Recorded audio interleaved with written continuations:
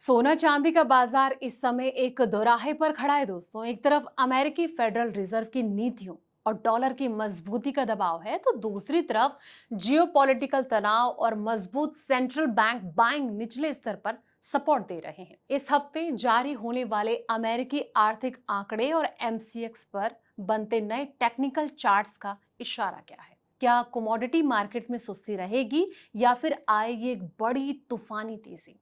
आइए समझते हैं इस हफ्ते की सटीक इनसाइट्स क्या हैं। इसलिए वीडियो को एंड तक जरूर देखें। नमस्कार, मैं हूं आपके साथ संध्या बिष्ट और आप देख रहे हैं द इकोनॉमिक टाइम्स इंडिया। इस हफ्ते गोल्ड और सिल्वर की कीमत सीमित दायरे में कारोबार कर सकती है दोस्तों। एक्सपर्ट के मुताबिक बाजार में नई दिशा के लिए निवेशकों की जो नजर है कई अहम आर्थिक आंकड़ों पर रह सकती है। इनमें अमेरिका की नॉन फर्म पोल्स रिपोर्ट भी शामिल है, जिसमें कि फेडरल रिजर्व की आगे की ब्याज दर नीति को लेकर नए संकेत मिल सकते हैं।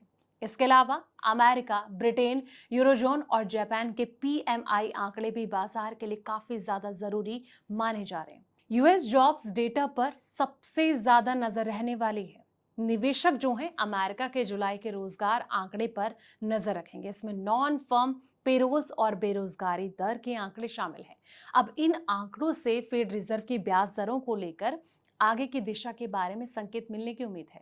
वैश्विक स्तर पर अमेरिका और ईरान के बीच चल रहे संघर्ष से जुड़े घटनाक्रम और प्रमुख समुद्री मार्गों से कच्चे तेल की सप्लाई की स्थिरता भी बाजार की जो धारणा है इसको इफेक्ट करने वाले जरूरी कारक रह सकते हैं दोस्तों। अब घरेलू बाजार में अगस्त डिलीवरी वाले गोल्ड के वायदा भाव में जो है पिछले हफ्ते 1595 यानी कि 1.1% की गिरावट आई। हफ्ते के आखिर में सोना जो है 1,41,000 रुपए प्रति 10 ग्राम पर बंद हुआ।